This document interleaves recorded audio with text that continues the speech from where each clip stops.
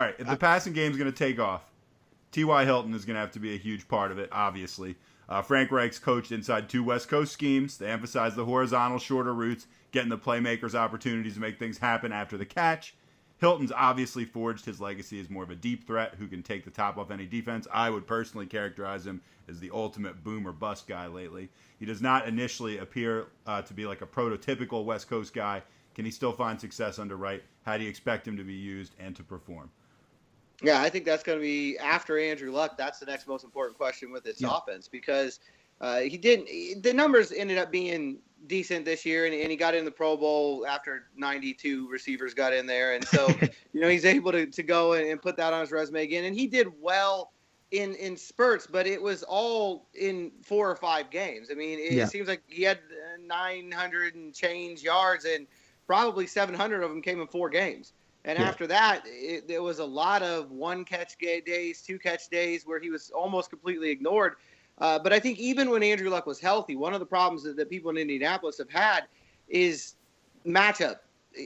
The Colts have never been real good with that. They've allowed him to be taken out of games, especially when they play New England, Pittsburgh, teams like that.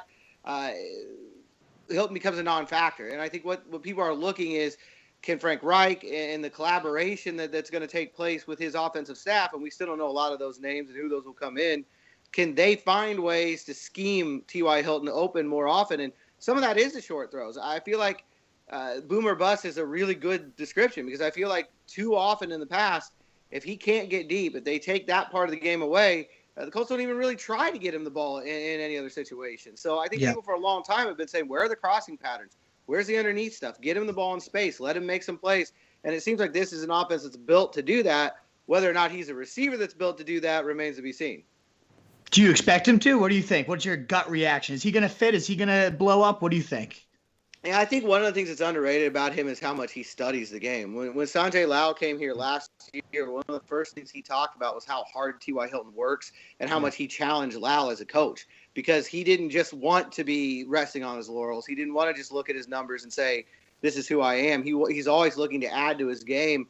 And I think he's going to embrace this scheme, and I think he's going to try. I mean, with his speed, we saw a little bit of it. One play in Jacksonville in particular sticks in my mind. The game was way out of hands the third quarter, but they sent him over the middle on an intermediate route. He caught the ball, and he ends up with nobody around him, and no Jaguars defender could catch up to him and gets like a 34-yard touchdown. And you start to think, why doesn't this happen more often? So I think it'll be interesting to see if he's able to make that a more stable of the offense, and if it makes him more productive.